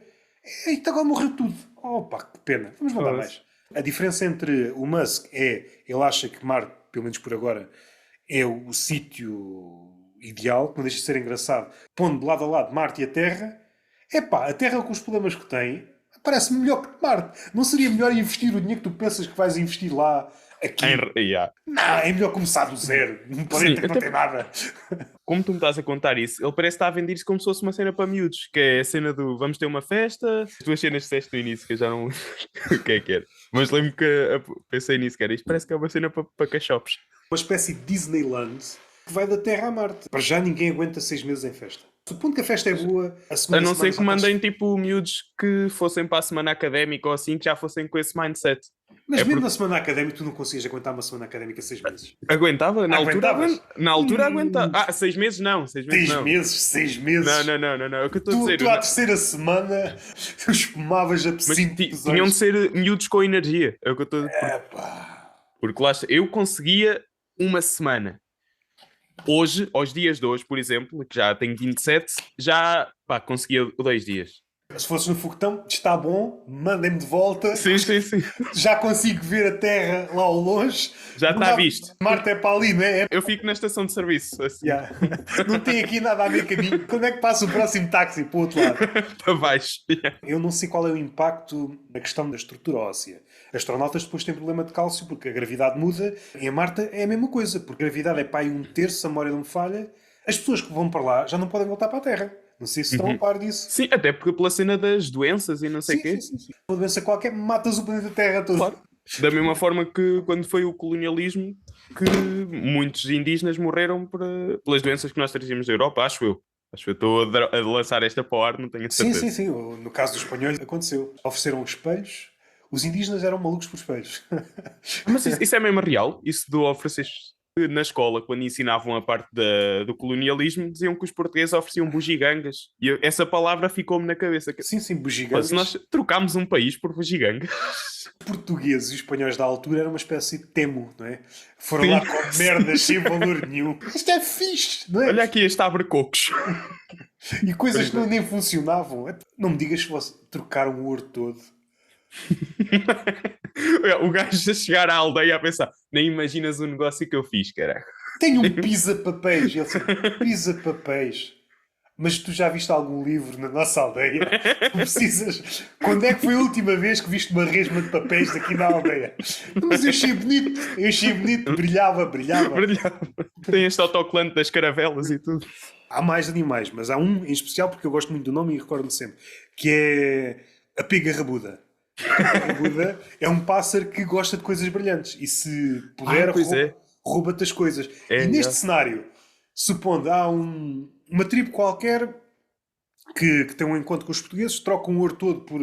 Às tantas é um resto no espelho. Um resto no espelho que vinha na nau, que se partiu. Epá, despacha isto que eles ficam... Dá um bocadinho a cada um que eles ficam todos malucos. Cada índio com o seu espelho. Aparece um bando de pegas rabudas. Os espelhos vão todos. E assim, olha, está aqui uma bela merda, não é? Ficámos sem ouro, ficámos sem o... Na nau só temos corbuto. Queres corbuto? Penso nisto às vezes, que é o que é que os indígenas devem ter pensado a primeira vez que viram os barcos a aparecer lá do horizonte? Não sei, eles não devem ter visto os barcos, se calhar. Mas imagina que és um indígena, estás na praia, nunca viste mais ninguém e de repente vês os barcos a chegar, que puta de medo. Culto mais ou menos recente, isto está muito vago na minha memória, mas é... Não sei se foram os americanos que passaram com um avião e os índios pensaram que... Sim, e começaram-lhe a tirar setas, né? Estavam sempre à espera do avião. Há um filme muito antigo, eu por acaso quero revê-lo agora... Os deuses devem estar loucos. O nome diz-me alguma cena, mas isso remete-me para a cena do Asterix. Este filme deve ter talvez uns 30 anos. Eu já não sei de onde é que aquilo vem, se vem de um avião, mas sei que cai uma garrafa de Coca-Cola de vidro no meio da tribo. E é um objeto estranho. Eles não sabem o que aquilo é aquilo, não é? Aquilo é uma coisa estranha. É o suficiente para gerar uma discórdia no meio da tribo. Às tantas toda a gente quer ter aquilo porque aquilo não existe em mais nenhum lado. Há aqui qualquer coisa de muito simples, mas ao mesmo tempo que diz muito... Às tantas é sempre a repetição da mesma coisa. Se agora chegassem uma comitiva de extraterrestres com merdas, é merdas que eles foram buscar ao lixo do planeta deles. Isto é bué da fixe. E os gajos... Olha! Levámos o ouro! É sempre para levar o ouro! Não é? Está tudo à procura do ouro. E às tantas aquilo para nós tem um valor do caraças, porque aparentemente não há no nosso planeta ou no nosso mundo. E às tantas é isso que os extraterrestres dizem às mulheres. Eu vou só despejar o lixo ao planeta Terra. Já vem. E é por isso que eles são muito vistos nos Estados Unidos. Portanto, É uma lixeira maior. Caso se confirme algum dia eles aparecerem, acho que nós vamos estar mais... Como já fomos tão expostos pela mídia e etc, a filmes, séries, etc, a esse imaginário, acho que já... Ou então é uma ideia utópica, se calhar havia pessoas que se iam passar da cabeça. Claro que aí ia ser complicado, tem razão. iam passar-se. É o medo do desconhecido, de certa Exatamente. forma. Mas fazemos o extraterrestre à nossa imagem. É sempre variações de Sim, é sempre um humanoide, quase sempre. Mas pode ser uma coisa que nós nem temos palavras para aquilo. Sim. Já vai para aquele campo do imaginário. Mas podem, da mesma forma que existe as frequências para aquilo que nós ouvimos e há certas frequências que nós não ouvimos, eles podem se manifestar de uma forma que nossos olhos não conseguem ver, de certa forma. Por isso é que eu curto as drogas psicadélicas, os cogumelos e assim, introduziu-me essa cena do ok, mas pode estar aqui uma cena que nós é que não temos as lentes para estar a ver, de certa forma. Um extraterrestre vir cá, começa a dar-se conta das nossas representações e ele diz: vou ficar aqui uma temporada e a partir de agora sou criador de conteúdo que faço reacts às cenas de extraterrestres. Isso era... E o gajo fica tipo: olha como é que os gajos. Olha como estes estúpidos do caralho. É claro que eu tenho a picha no sovaco. Yeah. Malta, hoje vamos fazer o react ao Star Wars Parte 3. Claro, eu tenho a picha no sovaco e quando eu passo roll-on, venho-me, depois tenho que limpar e depois venho-me outra vez e eu passo metade do dia a limpar o sovaco. Saiu agora, há pouco tempo, uma série na RTP2 que é o Astro-Humano, já ouviste falar? Mas que é uma série de ficção científica portuguesa e que acaba por ser isso, é um alien que cai, acho que é no Alentejo, por acaso, é numa zona assim... Isto não há nada aqui. Eu achei engraçado essa série, aliás, a série é de comédia, depois tem uns toques de humor. Eu achava que ia ser uma série mesmo de ficção científica clássica e queria ver qual é que era a abordagem tuga a isso. E surpreendeu muito a série. Recomendo que acho que podes ir ver. É mesmo... tem gajos que eu não conhecia, atores que eu não conhecia, e tem mesmo bons toques de humor. Curti mesmo essa série, tanto que eu até quis entrevistá-la, os gajos para o meu podcast. Só que pronto, ainda não me cheguei à frente com essa, é mais uma daquelas que estou a procrastinar. Às tantas eles podem tornar-se demasiado grandes e depois começa a ser... Depois já não consigo lá chegar. E até fica bem para ti porque fui o primeiro. Fui o primeiro a pegar nos gajos. Só que agora até já me senti mal, que já mandei mensagem a um dos gajos e ele disse, E eu disse, vou ver e depois nunca vou ver como é que se faz isto, gravar em Zoom e etc. Depois nunca mais me cheguei à frente. Porque depois também é esta cena que eu de facto privilegio mais o estar mesmo com as pessoas. Não, é completamente diferente. Completamente diferente. Pensei melhor e pensei, não, se calhar quando fizer uma cena em vídeo é que vou... Só que, lá está, quando chegar a essa altura, se calhar já não vou estar com o mesmo entusiasmo que estava há 3 semanas quando vi a série. É preciso aproveitar o entusiasmo. Há aquele entusiasmo que dura, mas há aquilo que, se não for ali, naquela janela de tempo... Isso é o que diz no livro, num dos livros que tens aí atrás, do Rick Rubin. Diz lá essa cena que a inspiração é uma cena... Quando ela chega, tu não podes deixá-la passar, que tens de... Se é que às vezes eu tinha aquelas de estar na cama a tentar adormecer e de repente vem uma ideia e eu penso, isto é tão bom, eu vou-me lembrar. Isto é bom, eu depois vou-me lembrar de certeza. E não apontava e depois nunca mais voltava a tê-las. E agora já anoto logo, ou sempre que sinto que já estou... Pronto, com a cabeça oleada para estar a trabalhar, é tipo, olha, bora. Assim, sim, convém sempre apontar, nem que ouvidos uns tempos, olhos para aqui, isto não é nada. Mas claro, a maior parte... É melhor isso do que, aquela ideia acho que era boa, mas não me recordo. É lixado esse sentimento. E desse livro, que ensinamentos é que retiraste? Ainda não acabei. Daquilo que já leste, o que é que te ficou? Um bocado disso, que é a cena do... Como é que é isto? É um bocado um fé de ver, mas é a cena do tens de ser genuíno, tipo, pegar nas cenas, tipo, quando a inspiração vem, tu tens de ir e o fazer mesmo. Sim. Há ali muita coisa que eu ou discordo ou acho que é tão óbvio que nem... Tem muitas dessas que são óbvias, mas eu sinto um bocado essas cenas do que é óbvio para nós, ou para quem seja óbvio, é porque já perdeste algum tempo a pensar sobre isso. E por isso é que eu acho, que fazendo só este parênteses, que os livros de autoajuda dos Chagas Freitas e os Raul de Alma, etc., por isso é que eu acho que isso funciona. Próprios para Chagas Freitas. A maior parte das pessoas não para pensar, não há uma autoanálise, não há um pensamento. Por isso é que aquelas coisas óbvias, para muitas pessoas lhe fazem muita ressonância. E pronto, e este livro também é um bocado isso. Tem muitas cenas que eu acho que é óbvias, mas depois já tive outras que eu estou a ler e estou tipo, eu não tinha pensado nisto assim, isto faz sentido. Mas sim, diria que a maior parte é muitas coisas que é óbvio. Há minudências e alíneas e subtópicos. Quando alguém diz qual é o segredo, seja para o Ricardo Aruz Pereira, seja para... Normalmente é uma variação disto. É fazer. Não há grande coisa, é fazer.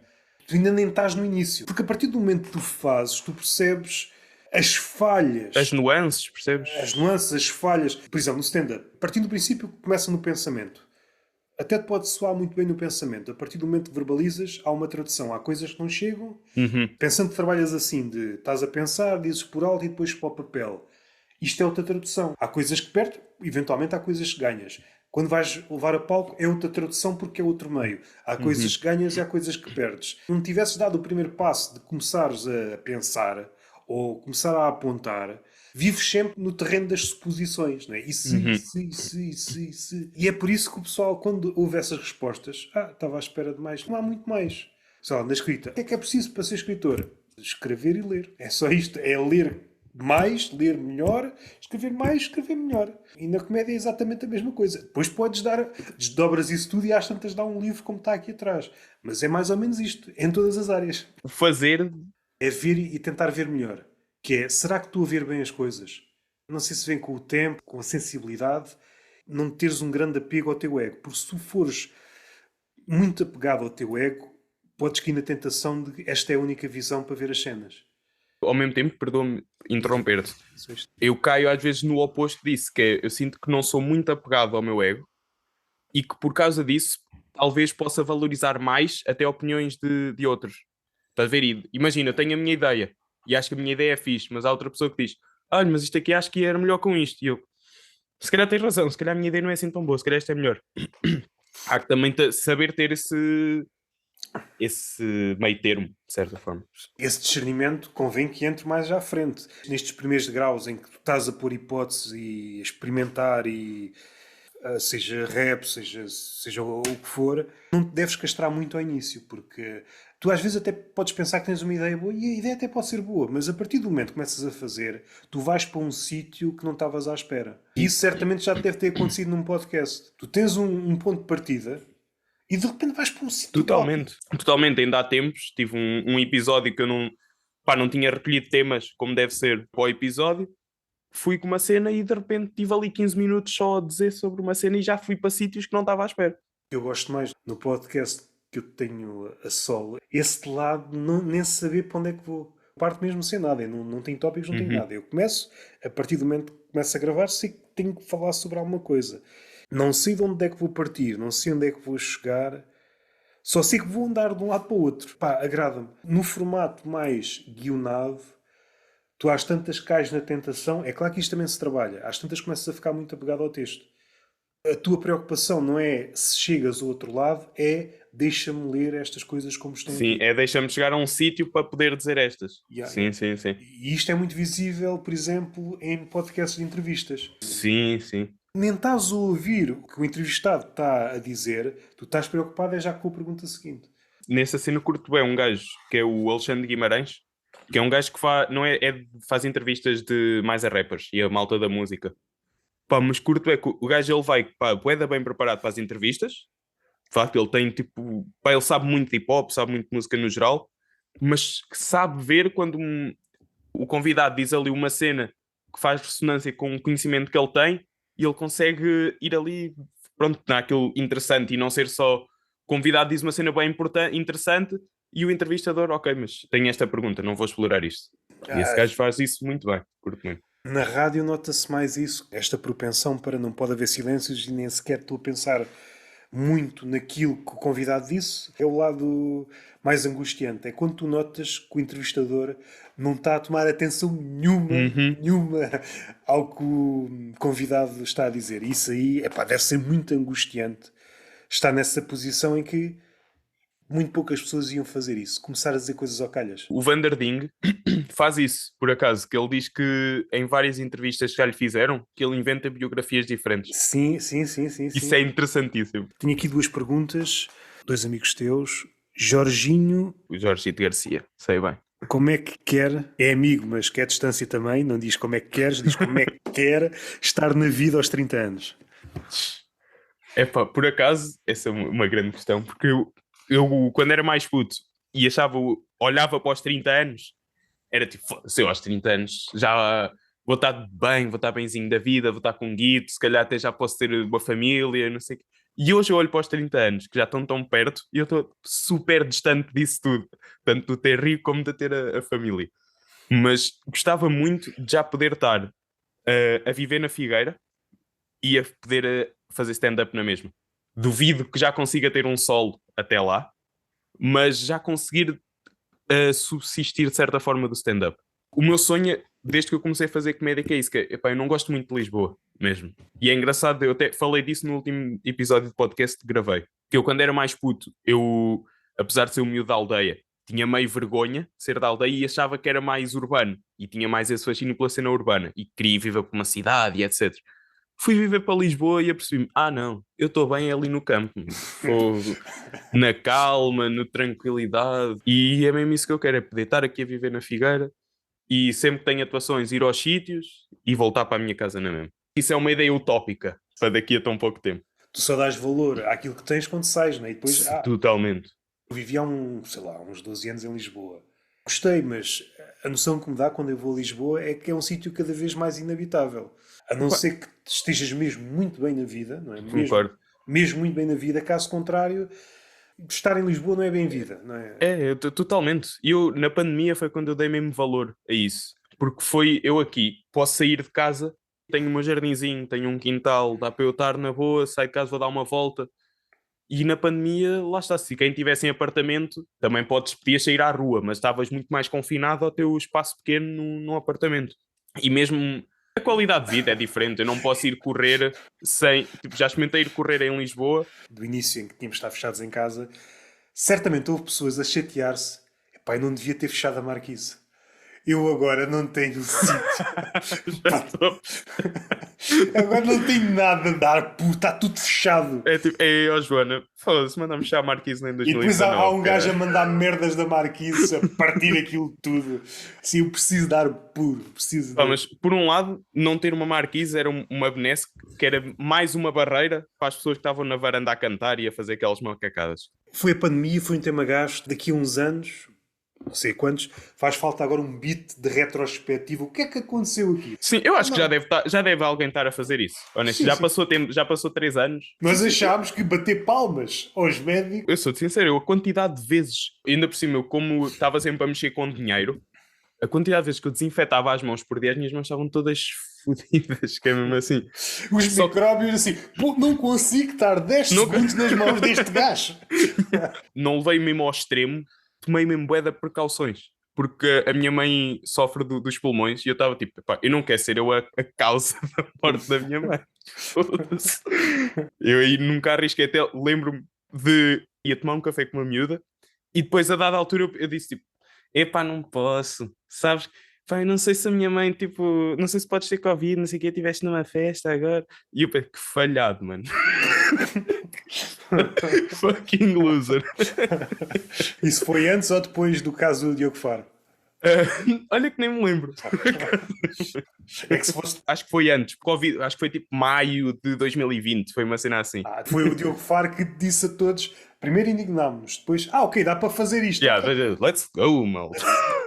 E depois houve também uma altura, eu acho que o Diogo Faro também marca um antes e depois, começam a haver muitas festas ilegais não sei onde. Sim, sim, sim. E aqui no Algarve, de repente aparecia a polícia. Meu amigo, não se pode fazer festas. Não se pode. Estamos em Covid. Porquê é que estão tantas pessoas aqui neste... Quando era num estabelecimento, que fechava um estabelecimento e Sim, depois a sim. polícia... Mas estamos em Covid. Não sabia. Estamos. Olha, Estão 300 pessoas aqui. Pá, nem tinha dado conta. Nem tinha dado conta. senti um bocado que era quando já estava mesmo para o fim, que eu pensei, epá, isto quando pudermos sair as pessoas vão estar loucas, isto vão estar malucos. E depois, tipo, está tudo normal. Não sei se no final da primeira vaga ou da segunda, o pessoal vai-se todo comer uns aos outros. Ya. Isto vai ser a América no tempo áureo. Isto vai haver sida para todos. E não, foi tudo normal. A energia foi-se toda nas palmas. Agora lembrei-me da sida. Há pouco tempo vi um documentário na Netflix sobre o Andy Harrell, uma série documental. Não tinha a noção de que houve uma altura, década de 60, 70, eu não sei quando é que a SIDA começou a ganhar força. Não sei, acho que foi a meio da década de 70, se a memória não me falha. Antes da SIDA começar a ser uma coisa, fodia-se muito. Mas fodia-se a um ponto de, nos Estados Unidos, meus amigos, temos que criar aqui uma lei É proibido foderem em supermercados. O quê? Não se pode foder? Agora não se pode foder. Até enquanto ponho aqui uma caixa de cereais, não posso dar uma trancada. Agora, mais a sério, a sociedade nunca mais recuperou após a SIDA. O que havia antes. E Portugal nunca chegou a esse ponto porque nós estávamos com a ditadura, mesmo depois da ditadura, com esta mentalidade de ditadura. Nunca experienciámos esta loucura de vale tudo. Pois não, certo. É homens com homens, é mulheres com mulheres. Eu nem sei se gosto de homens, mas vou na mesma. Vais para a noite quando sabes que estás a mamar a pila de 7 ou 8 gajos. Eu até nem gosto de pila. É só Estás na coisa noite? de efervescência, muita loucura no sentido de drogas, no sentido de. Depois a SIDA também foi por aí afora. A SIDA, nos Estados Unidos, nessa altura, quando começou a ganhar força, uma das formas de ser chamada era o cancro dos gays. E isto é um facto, não estou aqui a fazer piada, era o cancro dos gays. O que é homofóbico? Sim, mas era como se chamava. Não, Isso é o bem bom. cancro dos gays está na cara. Ainda não havia este termo, que eu acho muita graça este termo. És homossexual? Não, eu sou heteroflexível. Ei, Não não penses estava a que- par. Chegando a termo. Só de vez em quando estico mais um bocado e quando sei estou a levar no cu. É só isto. Ei, pá, heteroflexível é muito fixe. Já tinhas ouvido bicurioso? Bico? Curioso? Bicurioso. Bicurioso, ok. Eu tenho curiosidade em ver o que é que está naquela lata de bolachas, ver se há lá bolachas ou não. Agora é diferente. Porquê é que não dizes logo? E é uma cena que LGBTQI ordenar o abecedário assim ao calhas. Por acaso tenho uma piada sobre isso, mas sei que tem. Já não é heterossexual, é hetero não sei quê. Ou já não é bissexual, é bicurioso. Aqui uma volta para o sexo desaparecer até das palavras. E o lado curioso é que há estudos que nunca se fodeu tão pouco como se fode hoje. E às tantas estão ativistas LGBT. E depois ninguém fode. A identidade é muito mais do que o sexo. Década de 60, década de 70, os gays eram mal vistos, mas fodiam como loucos. Agora, mais direitos e ninguém fode. Em qual destes cenários, se eu fosse gay, o que é que eu queria? Adrenalina? Eu não quero ser um teórico do pau. Eu não quero. Teórico do pau é giro. Eu curto. Se a tendência da sociedade for como aquilo que está a acontecer no Japão, que já ninguém fode, há gajos que, se for preciso, fecham-se em casa durante anos, porque só a ideia de contacto faz-lhes confusão.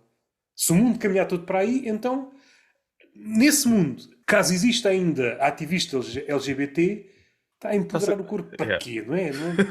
Os antigos ativistas ligavam mais a esta coisa do corpo, da carne, menos palavra, mas epá, isto tem um efeito prático. Voltando aqui a uma pergunta que é sempre a clássica, o stand-up é um projeto a médio, longo prazo, mas como é que foram as primeiras noites? Como é que tem sido a jornada? Por acaso, a primeira vez que eu atuei foi no Ferro.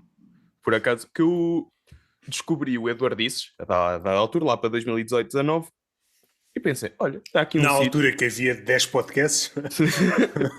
E eu pensei, olha, está aqui uma cena, este gajo tem aqui uma noite, deixa-me falar com ele. E na altura, não, ainda passou para aí 1 ano e tal, 2 anos. Porque eu a primeira vez que atuei foi em 2021. Foi em 2021. E o Eduardo, pronto, fui lá atuar e eu na altura gravei. E eu depois vi a atuação e eu fiquei tipo, nem foi assim tão mal. Mais tarde, com mais experiência, já vi e fiquei tipo, é horrível.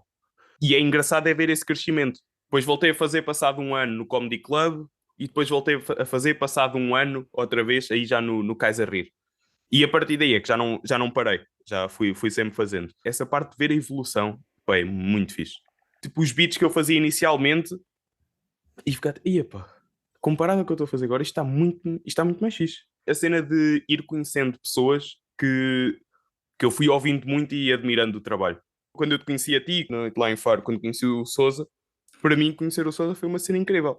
Porque é dos gajos que eu já admiro já há bué da tempo, se mesmo há bué, eu fiquei tipo, foda-se, isto é fixe, pá. E a cena de...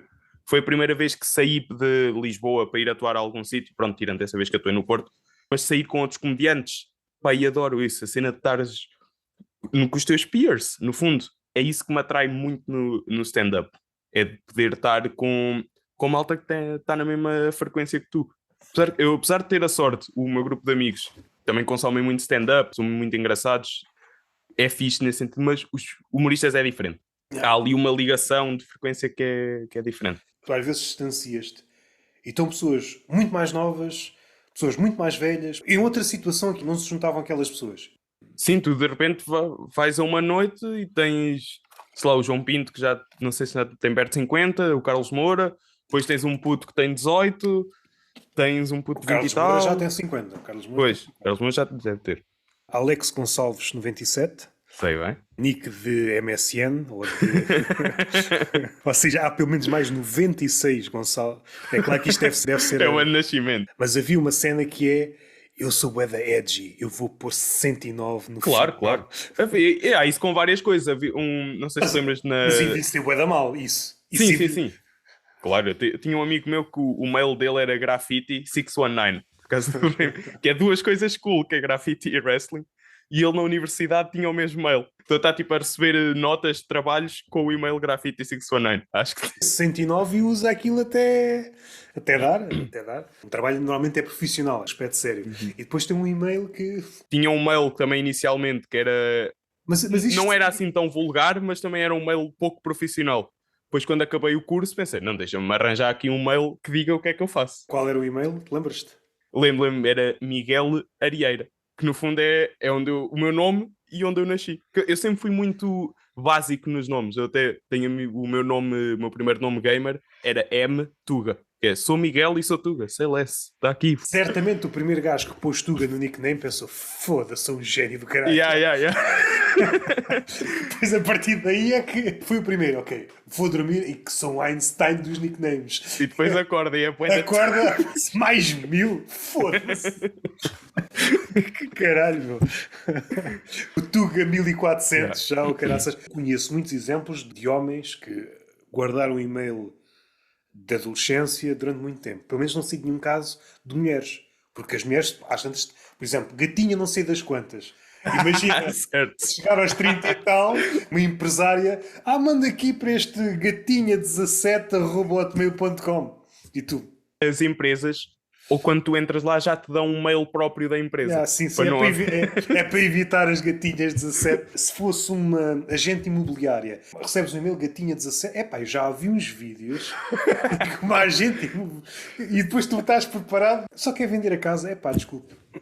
Desculpe, não foi assédio. Eu interpretei mal. Eu tive negativo a português. Eu não sei interpretar as palavras. Indo aqui para a pergunta: preferias ter jeito para a comédia ou jeito para o rap? Assinado, o teu maior fã. Isto aqui é uma pescadinha de rabo na boca. Porque eu antes do humor eu fazia rap. Pá, preferia ter jeito para o humor, claro. Na altura que fiz que era rapper, digamos assim, tipo, fazia só mesmo pela brincadeira. Se fores ouvir alguma cena que eu tenho é só funny punch, a maior parte das vezes. Porque eu fazia som com a cena de eu quero que as pessoas que estão a ouvir que digam: este gajo está a rimar bué, mas ao mesmo tempo se riam com as coisas que eu estou a dizer. Nunca levei isso mesmo a sério, fazia sempre só na brincadeira. Tenho muitos amigos que fazem. Aqui na Figueira, por acaso, a minha geração houve um núcleo muito forte para aí 7 ou 8 gajos a fazer rap. Uma ninhada de punchliners. Sim, basicamente, sim. Há aqui a nossa geração, não sei como é que é os putos de 2000 para baixo, sei que há uns putos de 2002 que também estão aí a fazer umas cenas, mas a minha geração teve muito forte aí. Nenhum de nós bateu, só um de nós é que está mesmo a tentar continuar a fazer mesmo a sério. Curtia muito e acho que foi um bocado. Vês como algo impossível trazer. Não. E imagina que há uns anos estás a pensar em montar um solo ou 30 minutos. Isto se calhar fazia sentido aqui 5 minutos de uma coisa mais de rap, não é? Quando migrei para a comédia, eu nunca quis deixar mesmo totalmente a cena do rap, sempre fui com essa cena do isto. Mais tarde dá para fazer alguma cena. Vi que o Guilherme Duarte fez o Gandim, já pegou nessa cena fazer uma cena com rap.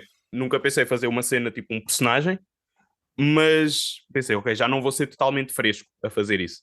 Porque eu queria ser o primeiro gajo a pegar no paralelismo que o rap e a comédia têm, de certa forma. A ideia inicial era fazer uma cena tipo, tipo show de stand-up, a inicial, e depois, na mesma noite, tipo festa. Seria uma cena nesse sentido. Bilhete único, mas que ias para as duas cenas. Cancro dos gays.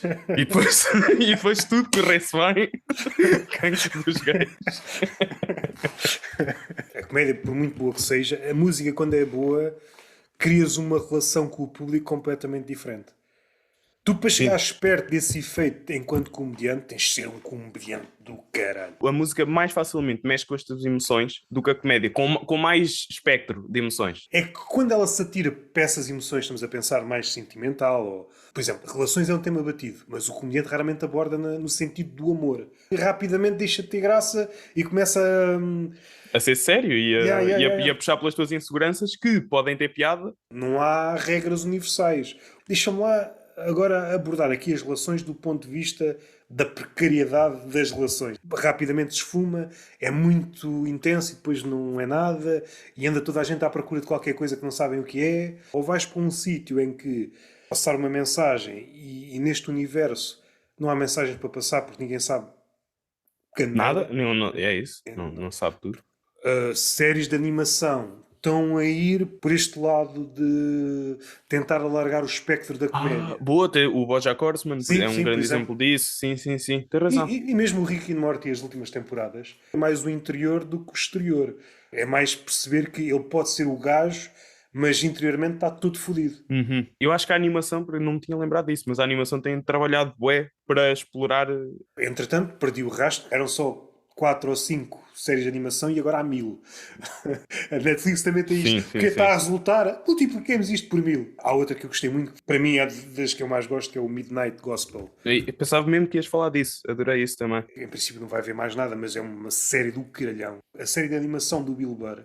F is for Family, né? Sim. Como é animação, dá para ir um bocadinho mais longe. No caso do Rick and Morty, e às tantas ele está a fazer as coisas mais escabrosas, não é? A violar ou fazer coisas do género, mas como é animação, dá que ele ouviu dizer: olha, há um universo em que a violação. Bom callback, sim senhor. Isto foi aprendido no curso da banca. Fizeste curso da banca? Por acaso nunca fiz nenhum. Na altura justificava-se, atualmente acho que já não se justifica. Na altura, a ideia que eu tenho é que punha-te em contacto com outras pessoas do meio e dava-te as ferramentas para começares a fazer. Agora tu podes, para além de já teres essas ferramentas na net e onde quiseres, também já há mais sítios para ir experimentando. Exato, é que antes, ok, tenho ideia, gostava de fazer stand-up. Eu não sabia o que é o stand-up. Nem sei onde é que estão os sítios, nem sei quais são as pessoas. Estavas perdido, eras uma ilha. Atualmente não, mais ou menos sorte de contactares este ou aquilo, podes não ter resposta, mas há de haver sempre alguém que te responde e diz qualquer coisa. Se tiveres a sorte de encontrares ali um conjunto de pessoas fixe e criares ligação, é fixe, porque a partir de uma determinada idade é cada vez mais difícil, nota-se sobretudo quando sais da escola. Ok, eu já não estou obrigado a conviver com este grupo de pessoas durante algum tempo. É claro que a banda não é a escola, nada. Se fosse, havia pessoal a reprovar e não é tanto pelo curso, mas é ok, há gajos aqui que, com sorte, até têm os mesmos gostos e não é imprescindível. Como o stand-up começa a ser uma coisa mais ou menos de acesso comum, sobretudo nos grandes Porto, Lisboa, e começa a espalhar-se. Ainda muitas pessoas não sabem o que é stand-up, mas já têm pelo menos uma vaga ideia. Há muitas pessoas a começar sem cursos da Bang ou de outro curso. Sim, ainda vão vendo aí outros cursos. Há malta que vai fazendo, mas acho que é mesmo. Dá para fazer sem curso. Sim. Pega nesse dinheiro e investe noutra coisa. Por exemplo, esse dinheiro compra uma câmara ou um microfone. Grava um podcast porque faltam podcasts. Também é verdade, faltam podcasts. Agora falando a sério, faltam podcasts de humor. Mais um podcast de conversa. Tem o potencial de ser tudo igual, mas tem o potencial de ser outra coisa. Claro, porque não é o mesmo gajo. Esquecendo isto, eu acho que ainda há muitos formatos a serem explorados em podcast relativamente ao humor que nem sequer foram tocados. Quem levantou a pontinha do véu foi o Luís Franco Bastos. Com o hotel, concordo. Depois dá muito mais trabalho e se calhar muito mais difícil para quem está a dar os primeiros passos. Eu acho que há mesmo muita coisa para ser feita no... Mini sketch de áudio, de certo? Eu, por exemplo, no meu podcast, eu tenho 2 episódios com entrevistas falsas. Tenho uma que fui fazer cortes na altura que aconteceu sendo do José Castelo Branco, da Betty, dele bater na Betty, etc. Fui procurar entrevistas dele e fiz uma entrevista, tipo, fui cortes de entrevista dele do Maluco Beleza e fiz uma entrevista com ele. Por exemplo, tinha a ideia de fazer com causas menos conhecidas. E, por exemplo, fiz com um gajo que é careca cedo, não sei o quê, vou lá pondo uns ângulos, não sei. Que agora é cada vez mais lixado porque todos os carecas estão a pôr cabelo. É verdade, é. Eu estou a perder cabelo e eu vou ser dos últimos carecas em Portugal. Eu curto, às vezes, ainda ontem me apareceu fotos de malta no aeroporto da Turquia. E é Yeah. tipo, é só malta que está em tratamentos, tipo, E, tu, na fila para o avião. e certamente há pessoal a entrar em Portugal, portugueses, mas que já não entra. Este cenário hipotético. Chega ao poder, que é uma redundância. Este vai e vem de pessoal a fazer transplantes capilares na Turquia. Quando vêm para cá, são confundidos com árabes porque têm uma espécie de turbante, não voltam a Portugal. E é assim que a esquerda ganha, porque a elite fica na Turquia. Perfeito.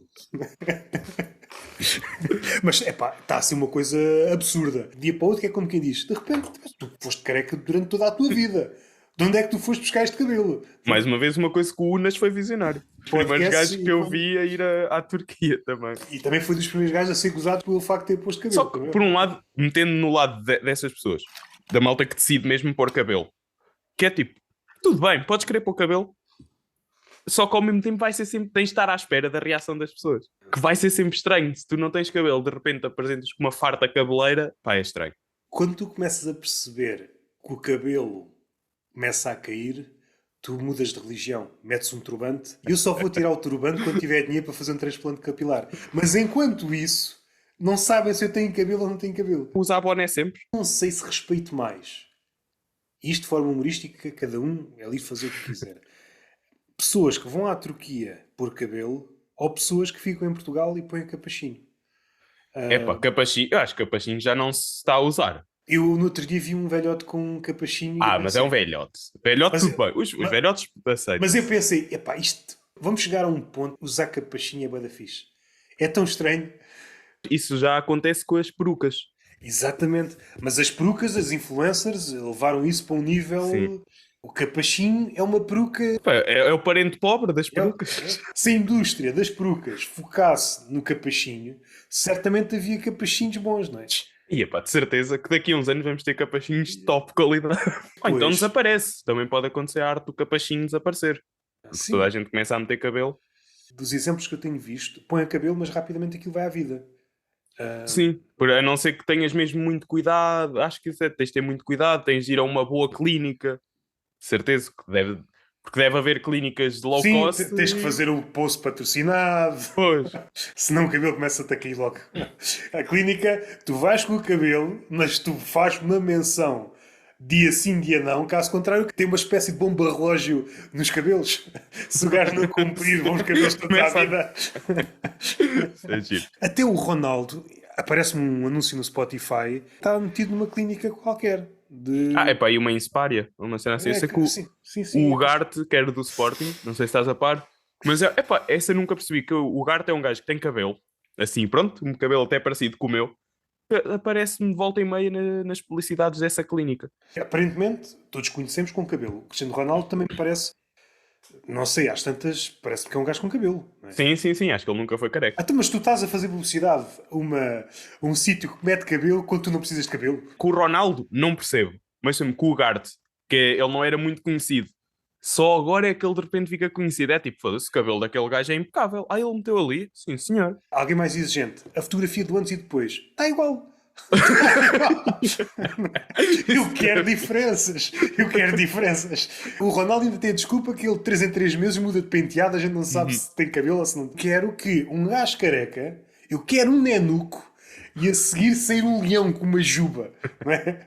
O cabelo está-me a estrovar, eu não consigo comer sopa, deixei de comer sopa por causa do cabelo. Eu desde que fui à Turquia nunca mais comi sopa. O cabelo começa a cair rapidamente, fazer de conta que ainda continuo com uma farda de cabeleira. Não. Tu já tens só meia dúzia de cabelos e outra vez. É a suspension of disbelief. Tu não estás bem. Tu estavas melhor careca, não é? Assume essa porra. É a nossa mensagem para todos os carecas aí que estejam a tentar meter cabelo. Não ponho. É porque também lixava. Agora, de um momento para o outro, ninguém punha cabelo. A Turquia, metade do PIB da Turquia é gajo que anda... Fechávamos a Turquia. Não é os grupos islâmicos radicais. É o pessoal que anda a meter cabelo. Que anda a meter dinheiro lá. Aliás, é mesmo isso. O pessoal que anda a pôr cabelo na Turquia é que anda a financiar os grupos radicais islâmicos. Bom ângulo. De um dia para o outro, olha, toda a gente quer ser careca. Estava aqui à espera de comprar umas armas, umas Kalashnikovs e agora... Eu não sei, ainda tenho que averiguar averiguar se isto é verdade, que eu já vi no Twitter e vi num sítio mais ou menos fidedigno, sem ser o Twitter, que é quando um homem faz a transição de género para mulher, como começa a fazer aquele tratamento à base de hormonas femininas, se tiver pouco cabelo, o cabelo começa a crescer. Eu tenho de ir mais a fundo para perceber se isto tem... Porque se isto for verdade, isto tem aqui um ângulo de comédia bué de engraçado. Prefiro mudar de sexo e ir à Turquia. Porque mudar de sexo em Portugal é mais seguro do que é. E se for preciso, ponho umas mamas. Nem e sai de casa. parece-me que o método tem muito mais resultados. Isto é o plot twist. As pessoas não querem mudar de sexo, só querem ter cabelo. Isso é tipo, pode até ir àquele ângulo de que há alguns, os tontinhos, que dizem que a malta vai trocar de sexo só para ir limpar as competições todas. Tipo, um homem que se troca de sexo de propósito só para ir limpar as competições. Pá, o único gajo que eu conheço capaz de fazer isso era o Ronaldo, para ir atrás de mais recordes. Esse tema não me é estranho. Mas agora puxaste-me para um lado que eu nunca tinha ido, que é algum transgénero a competir por Portugal. Acho que não. Acho que nem... Não há Não sei. um atleta em Portugal que ganha um salário mínimo. Ele não vai trocar de sexo para depois ganhar o ordenado mínimo. Isso nem compensa a E para operação. receber ainda menos, porque as mulheres são menos Não, pagas. ou seja, este raciocínio de que vai limpar as medalhas, o gajo fica com saldo negativo. Se fica com saldo negativo para ganhar uma merda de uma medalha, aquilo já não é bem ouro, aquilo é um banho de ouro. Não vale a pena. Pede um empréstimo ao banco. Um empréstimo ao banco para quê? Para mudar de sexo. Ok, mas para quê? Eu quero ganhar uma medalha de ouro. Vou ganhar o salário mínimo. Quando nós pensamos de atletas, pensamos sempre nos futebolistas que ganham muito. É só um grãozinho. Sim, é uma ínfima percentagem. Sim, sim. E o resto, eu nunca cesso de elogiar o pessoal que tem um trabalho e depois abdica tudo para poder estar à altura. Muitos não conseguem competir com os melhores porque os outros têm todas as condições. Mas aqueles que se conseguem aproximar dos melhores, mesmo nestas condições, porra, eu não sei como é que não fazem uma estátua para estes Tal e gajos. qual. Tipo, eu quando vejo atletas cá a serem medalhados, seja Jogos Olímpicos, seja o que seja, tudo o que for fora do futebol e do basquete, e mesmo assim, o basquete, pronto. Portugal não tem investimento para os atletas darem mesmo. É complicado mesmo, essa questão. O que é que recomendas? Tens visto alguma coisa que tenha marcado nos últimos tempos? Vi essa série do Astroman, mas tenho esta recomendação que dou sempre, que é um documentário, que é o Para-me de Repente o Pensamento, que é de um realizador cá da Figueira, por acaso, que é o Jorge Pelicano, mas que ouvi de falar de outras cenas dele, que ele tem feito mais documentários e Podes repetir o nome, se faz favor? Para-me de Repente o Pensamento. E onde é que podemos ver esse... Pois, é aí que é mais complicado, porque isto não está disponível em nenhum lado atualmente. Há uns anos estava no Vimeo, mas eu tenho, quem quiser, eu tenho uma versão disso. Podemos fazer uma distribuição totalmente legal entre nós. Ok. Legal. Desde que não se saiba... Desde que não se saiba. Não vou dizer nomes, já senão não é uma pessoa que faz, são várias. Mas quando uma curta vai a um festival, ela não pode estar a ser exibida...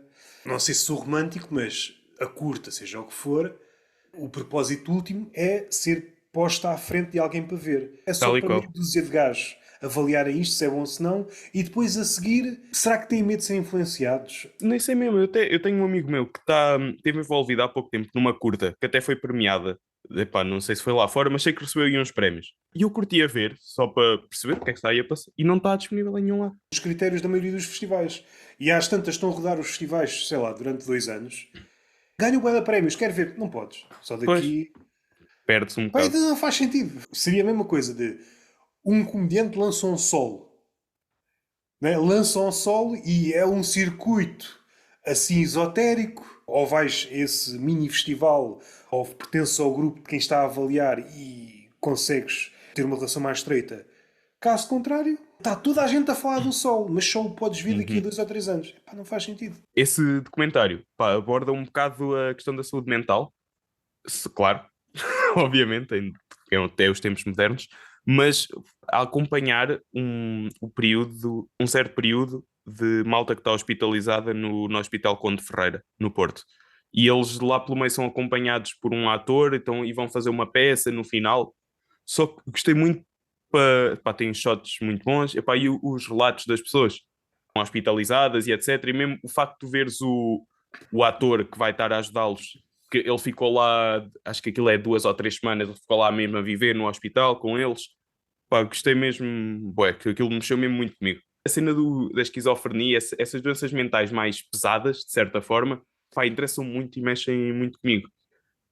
Então, e pá, eu já vi esse documentário algumas 2, 3 vezes, pá, e revisito sempre que posso. Eu gosto muito e recomendo a toda a gente. A ver se me orientas esse. Sim, sim, sim. Eu até cheguei a perguntar no Reddit se alguém tinha isso em DVD e não sei o quê, porque isso saiu. E pá, acho que ninguém me chegou a responder com nenhuma resposta válida. Mandei mensagem ao Pelicano no Instagram a dizer: olha, gostei muito, adorei, não quero, não há outra maneira de ver os teus outros documentários. E o gajo não me respondeu. Yeah. Não, eu faço isto para ser avaliado, não quer que ninguém veja isso. É um mini documentário, pá, 30 minutos, de um brasileiro a falar de uma zona do Brasil, eu não sei se é Recife. Tem vários eixos. É o eixo da vida dele, de ter passado durante muito tempo numa casa e aquela casa foi construída pela mãe, que foi uma mãe que criou a ele e acho que ao irmão, se bem me recordo, e as várias mudanças da casa, porque era arquiteta e percebes que a casa parece estar viva e ele depois restaurou a casa. O amor pelo cinema também começou a aparecer e em muitos dos filmes usa aquela casa e isto é um dos eixos. O outro eixo é o amor pelo cinema, como aquele sítio do Brasil girava à volta dos cinemas da altura e retrata esta evolução, sei lá, nos 30 anos que ele começou a gravar aquilo, em que muita importância e agora uns transformaram-se em igrejas, outro completamente abandonado, está cheio de morcegos. Interessante, como é que isso se chama? Epá, eu depois posso Pois, dar, que eu vi isso no filminho, eu depois digo-te. ok.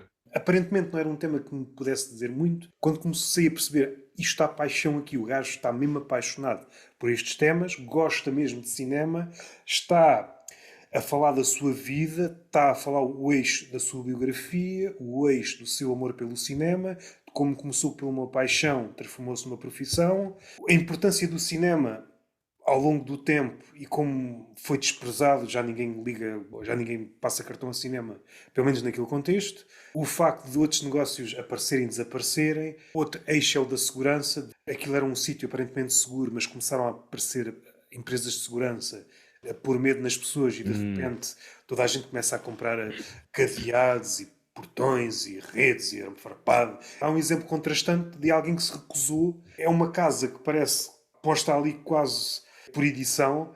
É uma casa com tudo de vidro. O portão tem para aí à altura do joelho. E é um contraste do caraças em que tudo parece prisões de alta segurança e depois há uma casa que não liga nada. E é engraçado é que ele nunca foi assaltado. Eu acho que isso aí é interessante. Não sei, qualquer zona que seja acompanhada por 30 anos, de Sim, forma sim. cinematográfica, as mudanças vão ser sempre interessantes. Mas com esse detalhe, acho que isso parece muito interessante. Na altura não era inseguro. Há empresas que precisam de vender estas merdas, logo temos que passar a imagem que começou-se a passar ali uns jornais, uns panfletos, umas brochuras e cuidado com a sua segurança, não sei o quê. As pessoas foram aderindo aos poucos, aos poucos, aos poucos. Venderam a sensação de insegurança. Sim, sim, sim, sim, sim. Totalmente. Porque uma empresa de segurança não pode dizer, meus amigos, isto é o sítio mais seguro que há. Se é mais seguro Claro. que há, não. Então não precisamos de vocês. Há um filme muito fixe que eu já falei no outro podcast que eu tenho, que é o Túnel de Vento. Acho que é o último filme que eu. Agora também não tenho visto nada, mas chama-se Yannick. Isso é português, não é? Ou Não, não? não, não, não, não, não. Passado numa sala de teatro, de repente há um gajo que se levanta. É o meu dia de folga. Eu vim aqui para me rir. Eu não estou a gostar da peça. Não quero dar spoilers, mas vai crescendo, vai crescendo, vai crescendo e Ok. dá várias reviravoltas. Esse aí já se apanha fora do filminho. Eu já estou aqui a procurar o cartaz, é interessante. Até é útil para quem gosta de comédia, porque há aqui muitas questões nesse filme que são abordadas.